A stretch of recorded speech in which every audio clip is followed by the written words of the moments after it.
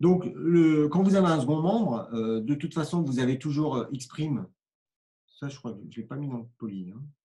Donc, x' égale ax. Cette fois, vous avez ax plus b. Et donc, l'idée, on vous dit ici que A va encore être diagonalisable. Donc, on a toujours A qui vaut P, D, P-1. Je suppose que A est diagonalisable. Donc, on multiplie par P-1 de partout. C'est ça. Et on remplace A par PD, P-1. Donc, cette fois, vous allez avoir P-1 x' égale, donc P, j'ai multiplié par P-1, ça s'en va. P fois P-1 x plus P-1 fois B. Voilà. Et du coup, si je pose Y égale P-1 fois X, je vais obtenir Y' égale DY plus P-1 fois B. Et donc, une manière de résoudre l'équation, le système différentiel avec second membre, c'est de faire ça. Et donc là, vous allez vous ramener à un système différentiel beaucoup plus simple qui va s'écrire comme ça. Vous aurez Y'1 qui vaudra lambda 1 Y1 plus, et là, vous allez avoir quelque chose. Alors, qu'est-ce que c'est que ce truc-là? Je ne sais pas comment l'appeler. Je vais mettre bêta 1, par exemple. Donc là, vous aurez un bêta 1 de t. Hein. Par exemple, B au départ, c'est quelque chose qui s'écrirait B1 de t, etc. C'est B de t, ça. Et Bn de t. Mais tout ça, ça va être mélangé quand vous allez multiplier par P-1. Donc, vous allez avoir ça. Y'N égale, donc là c'est lambda 1, là c'est lambda n yn, plus un bêta n. Et là, vous reconnaissez n équations différentielles scalaires du premier ordre avec second membre. Et ça, on sait les résoudre. Évidemment, il y en a n, donc c'est un petit peu long à chaque fois à résoudre.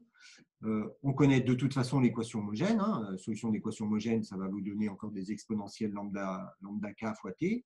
Mais après, il faudra trouver une solution particulière. Alors, la solution particulière, ça va dépendre de la forme qui est là.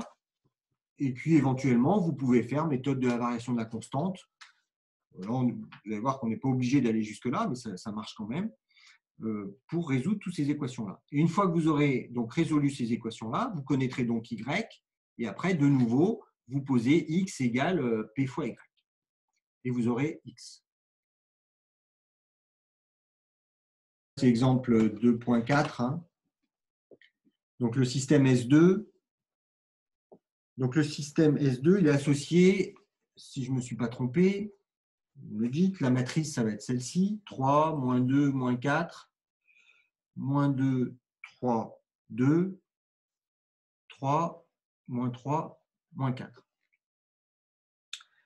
Bon, là, j'ai calculé le polynôme caractéristique.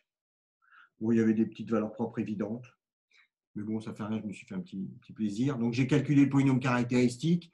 Alors, pour le calculer, je peux détailler, tiens, parce que ça vous fera quelques petits... Hein, ça fera revenir quelques petits réflexes. Donc, je vous rappelle, le polynôme caractéristique, c'est le déterminant, le polynôme caractéristique officiel, hein, pas celui de la vieille époque.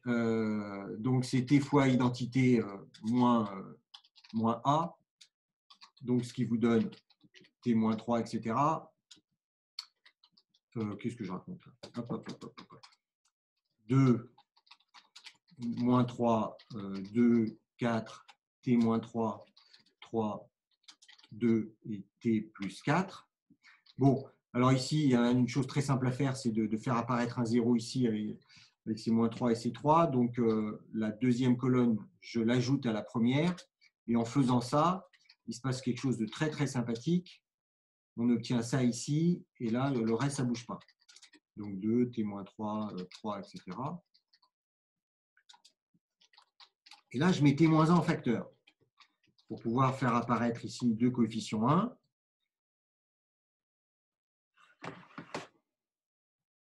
Juste, je crois que c'est en moins 2. Alors, où c'est ça? Ici. C'est ça, exact. Voilà. Et là, j'ai t plus 4. Voilà. Et ensuite, je soustrais. Hein, je continue encore. Là, j'ai 2, 1. Donc, je vais soustraire. Hop, je ne sais plus si vous voulez voir tout ça. Donc là, je soustrais la première ligne à la deuxième. Donc la première ligne, elle ne bouge pas. Là, je vais mettre 0. Là, je vais mettre 0. Ça, moins ça va me faire t moins 5, moins 6, 3 et t plus 4. Voilà. Bon, je ne détaille pas plus. Après, je vous le laisse encore un petit peu. Et ensuite, je calcule et je cherche les solutions. Donc, j'ai t moins 1, facteur de t plus 1, t moins 2. C'est comme ça. Bon, t moins 2 ici, de toute façon, je vais le réécrire au-dessus.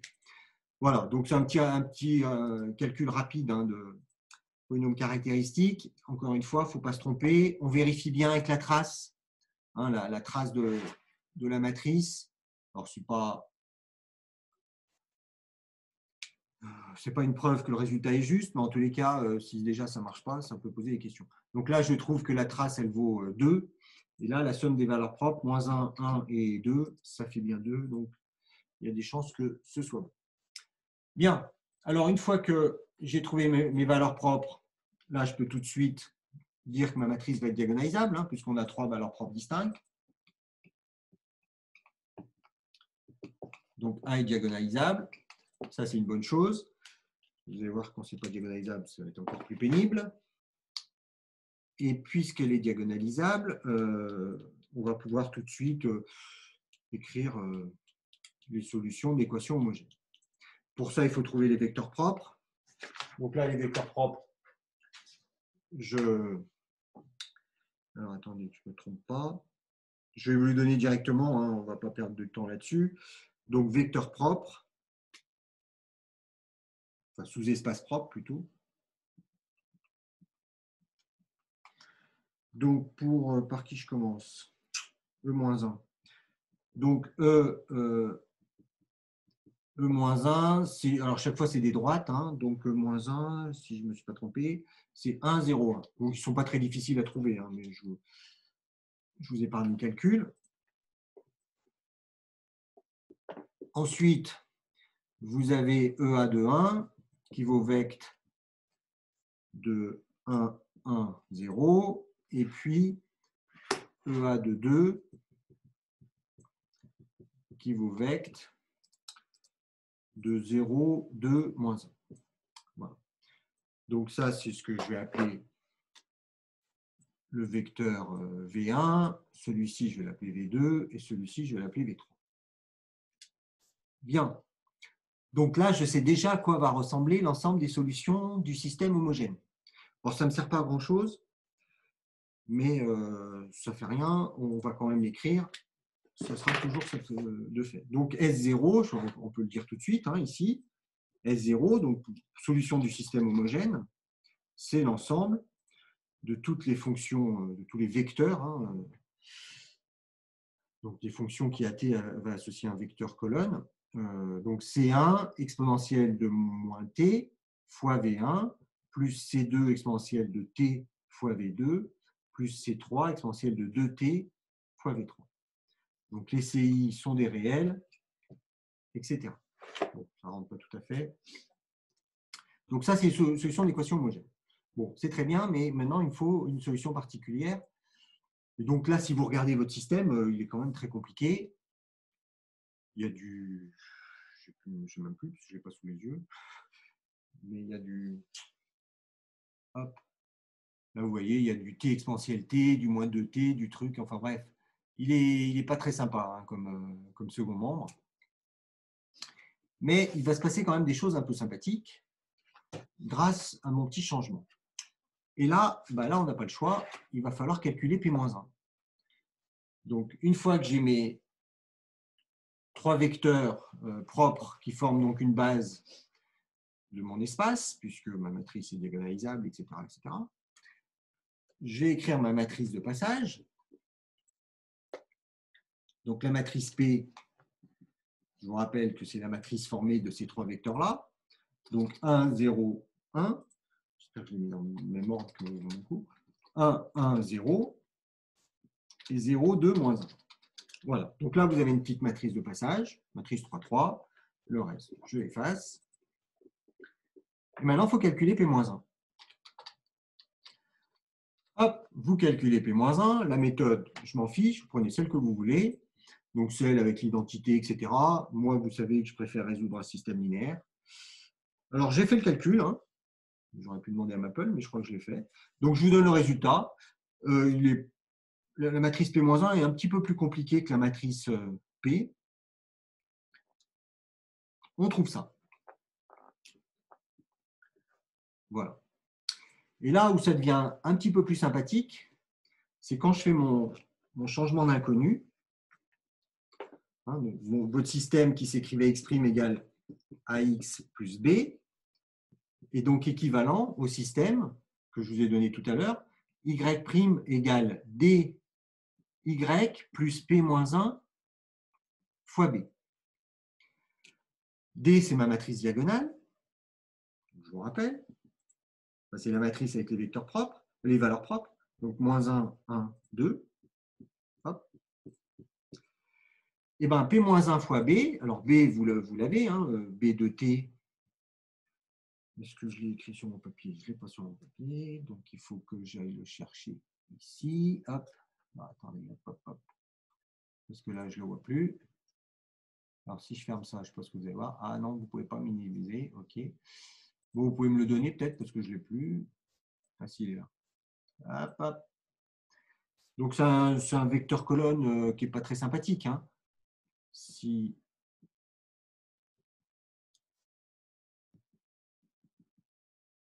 et moins 1. Voilà. Donc, j'ai recopié hein, l'énoncé. Hein. Bon, alors ce qui va se passer quand même un petit peu sympathique, c'est quand je fais P-1 fois B. Donc, je vais faire P-1 fois B. Et là, je vais trouver donc un vecteur colonne qui est beaucoup plus simple. Vous allez voir, hein, quand vous faites ça, non, c'est la matrice P, P-1, elle est là. Quand vous faites moins 1 plus 1, donc vous multipliez tout ça par ça, les exponentielles s'en vont, enfin, il ne se passe que des choses sympathiques, heureusement, parce que sinon, on trouve ça. Donc, le calcul de P-1, il est assez pénible. Enfin, il est pénible. Bon, c'est inverser une matrice 3-3. Hein. Évidemment, il ne faut pas se tromper. Donc, on vérifie bien que ça marche quand même, sur le produit de une ligne, une colonne, tout ça. On regarde si a priori, il n'y a pas d'erreur. Et donc là, on a un nouveau second membre qui est le second membre de cette équation-là, mais qui est une équation avec une matrice diagonale. Et donc, il n'y a plus qu'à écrire ce système-là. Donc là, j'efface tout. Je vais effacer jusque-là. Bon, même B, j'en ai plus besoin. La matrice D, je m'en souviens. Voilà. Ce qui compte, c'est ce second membre. Et donc, mon système Y' égale DY plus P-1 fois B va s'écrire Y'1 égale donc des premières valeurs propres moins 1, donc moins Y1 plus, c'est-à-dire moins T. Y'2 égale Y2, donc 1, deuxième valeur propre, fois Y2, et deuxième coefficient de mon second membre, donc T exponentielle T. Voilà, là, il va y avoir un petit calcul. Et enfin, Y'3 égale Y3, 2Y3, valeur propre 2, plus 1 moins T. Voilà. Alors, ce qui m'intéresse, moi, c'est juste à chercher une solution particulière. Parce que les solutions du second membre, enfin, la solution d'équation homogène, je la connais déjà. Mais bon, c'est facile à retrouver. Donc ça, je l'efface, j'en ai plus besoin. Hop.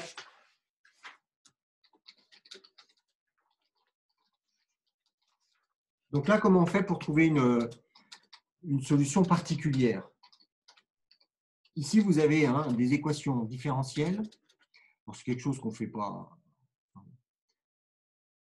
qu'on fait plus avec les équations du second ordre, mais vous avez des équations différentielles scalaires du premier ordre à coefficient constant. Coefficient constant, c'est les coefficients qui sont devant Y1, Y2, Y3. Moins 1, 1 et 2, qui sont mes valeurs propres. Et puis, vous avez un second membre qui est de quelle forme? Alors, il est soit sous forme polynomiale, soit sous forme exponentielle fois un polynôme. Alors, tout ça, ça ressemble beaucoup à ce qu'on va voir après, mais que vous avez vu en première année, qui sont les équations différentielles du second ordre à coefficient constant. Vous savez, on cherche l'équation caractéristique, les racines de l'équation caractéristique, etc. etc. Ben ça, c'est un petit peu du même style. Ici, j'ai une valeur propre qui vaut -1. Je sais que les solutions de l'équation homogène, donc je vais regarder la première équation, hein, équation 1, 2 et 3. Donc pour l'équation 1, si je regarde l'équation homogène, bon, je la détaille, mais etc. Donc ça me donne y1 égale C1 fois exponentielle de moins t. C'est ce que j'ai écrit tout à l'heure. Bon, ça, c'est pour la solution de l'équation homogène. Maintenant, il faut que je trouve une solution particulière. Bon, là, vous en avez une solution particulière. Donc, vous voyez un peu de quelle forme il faudra trouver cette solution particulière. Là, l'idée, c'est vraiment de trouver la forme de la solution particulière. Sinon on va voir qu'on y arrive quand même, mais ça va être un peu plus long. Vous voyez, non? Quelle forme? Alors là, c'est facile. Vous avez une solution, un second membre qui est polynomial, de degré 1. Vous avez votre solution de l'équation homogène qui est en exponentielle ici. Et donc là, la solution particulière, il faut la chercher comme ça. YP de la même forme que le second membre, AT plus B. Donc vous mettez ça dans cette équation-là. Donc Y'P, il vaut petit a. Et donc il faut regarder à quelles conditions j'ai A égale moins AT moins B moins T. Voilà, pour que ça marche. Qu'est-ce qu'il faut? Vous identifier. Hein. Vous avez ici une constante qui doit être à quelque chose de polynomial. Donc vous avez A qui vaut moins B. Et puis moins A moins 1 qui doit faire 0. Donc A égale moins 1. Et du coup B égale 1. Donc on a comme solution particulière YP égale moins T plus 1. Si je ne me suis pas trompé. Voilà. Donc là, vous cherchez une solution particulière de la même forme que votre second membre. Ici, ça va être différent pour la deuxième équation. Pourquoi ça va être différent? Parce que on a exponentielle t dans le second membre, et exponentielle t, c'est aussi une solution de l'équation homogène. Et donc, dans ce cas-là, il fallait chercher une solution particulière avec un terme ici en t carré, et non pas en t. Comme on le fait avec les équations du second membre. Bon, ça, c'est une première solution. Effacer, bon, ça, je l'ai de toute façon quelque part. Donc, je vais effacer ça. Je vais vous expliquer pour le deuxième, pour que ce soit bien clair. Donc, pour la deuxième équation, donc y'2 égale y2 plus t exponentielle t. Bon, équation homogène, y2 égale c2 exponentielle t. D'accord? On va mettre y2 de t. Puis là, en fait, là, vous avez deux méthodes. Hein. La première méthode, un petit message. C'est Quentin qui nous quitte. Ah oui. Bon. Bien. Alors, ce que vous pouvez faire, c'est toujours la méthode de la variation de la constante. Mais franchement, c'est un peu compliqué. Enfin, c'est un peu plus long à faire. Mais si vous faites la variation de la constante, ça marche quand même. Vous avez la solution de l'équation homogène, C2 exponentielle t. Donc, variation de la constante, si vous vous rappelez ce que j'avais raconté, puisque vous êtes censé savoir, c'est C'2 fois ça égale le second membre. Mais si, ça marche très bien comme ça. Donc, C'2 exponentielle t égale second membre. Du coup, les exponentielles s'en vont. C'2 égale t. Et donc, C2 égale t carré sur 2, bon, plus constante, mais là, la constante, on s'en fiche pour trouver une solution particulière. Et ça vous donne une solution particulière. Donc, je pourrais l'appeler encore YP, t carré sur 2. Donc, ça, c'est C2, hein, je remplace par t carré sur 2. Mais il ne faut pas oublier l'exponentielle t, parce qu'en gros, l'idée, c'est de chercher une solution particulière qui ressemble à ça. Et donc, vous avez ça. Une autre façon de faire, c'était de deviner que la solution particulière serait cette forme-là, c'est-à-dire de la forme at carré fois exponentielle t. Pourquoi t carré? Parce que on a ici une exponentielle qui est déjà solution de l'équation homogène. Donc, on sait très bien quand on a ça, Vous pouvez décaler un peu la caméra, s'il vous plaît? Il faut décaler comment? Oui, je bouge le tableau, en fait. Ah oui, d'accord, à cause du ça, là. Oui, effectivement, je suis allé un peu trop à droite. Hop, voilà. Ouais, ça va pas plus loin. Merci. Voilà. Donc, ça vous donne votre solution particulière. Bien. Donc, t carré sur 2 fois exponentielle t. Mais vous voyez que la méthode de la variation de la constante, elle marche très bien. Hein. Elle est même assez rapide, finalement.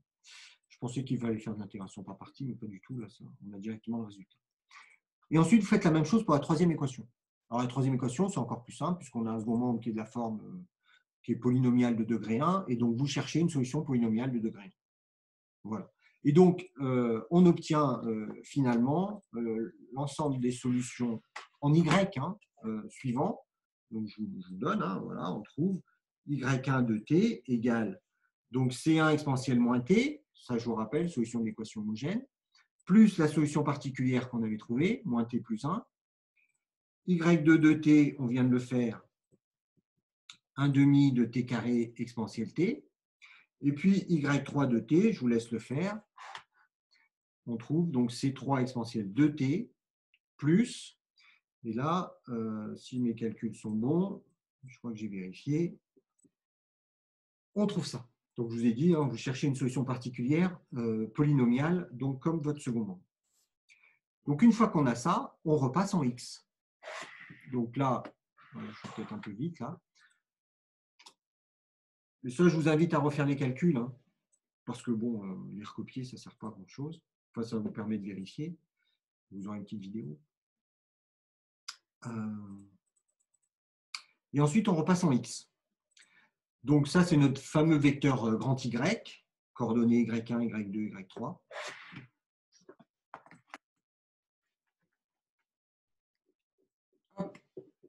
Et donc ensuite, x égale P fois Y. Donc la matrice P, je vous rappelle, elle était assez simple. Hein, il y avait quand même pas mal de zéros dans la matrice P. Donc, je vous laisse faire les calculs. Et ça vous donne… Alors, là, ce que vous pouvez faire, c'est que vous n'êtes pas obligé de multiplier P par tout ça, par tout ce que vous avez trouvé au-dessus, parce que vous savez déjà que X, ça va être solution de l'équation homogène. Donc, tout ça, ça va s'écrire C1 exponentielle de moins t fois V1 plus C2 exponentielle de t fois V2 plus C3 exponentielle de 2t fois V3. Ça nous donne solution de l'équation homogène. Plus la solution particulière. Et donc, la solution particulière, vous allez l'obtenir en faisant P, votre matrice de passage, fois la solution particulière que vous avez trouvée ici, c'est-à-dire fois ce vecteur colonne-là. Donc, si vous regardez ce que ça donne, ben, ça va vous donner, normalement, si je ne me suis pas trompé, vous devez trouver ça. 1 demi de t carré exponentielle t plus t moins 1 demi. Bon, cela, c'est du pur calcul. Normalement, je ne me suis pas trompé, enfin, j'ai vérifié avec ma code. Voilà, donc il n'y a que lui que j'ai écrit hein, avec trois coordonnées, V1, V2 et V3, je ne les ai pas explicités, mais vous les avez. Alors après, si vous mettez tout ça sous un seul vecteur, bah, ça vous fait un truc assez long à écrire. Et ça revient au même. Et donc là, vous voyez bien la forme des solutions, hein, une combinaison linéaire de ces trois fameuses fonctions que j'avais appelées ici, ça je l'avais appelé U1, 2t, etc. Donc de mon système fondamental de solutions, plus, et là vous avez une solution particulière. Vous voyez, la solution particulière, elle n'était pas quand même évidente à trouver. Voilà. Donc, vous avez résolu votre système différentiel dans le cas où la matrice est diagonalisable et avec un second membre. Et inconvénient, il faut calculer P-1. Enfin, moi, je… Bon, après, il n'y a pas de difficulté théorique. Hein. Là, vous voyez bien, la théorie, elle était simple. C'est les calculs qui sont un petit peu longs. Alors, ça peut toujours, oui, ça peut faire l'objet de n'importe quelle question dans un écrit ou dans un oral. Donc, c'est une méthode qu'il faut connaître.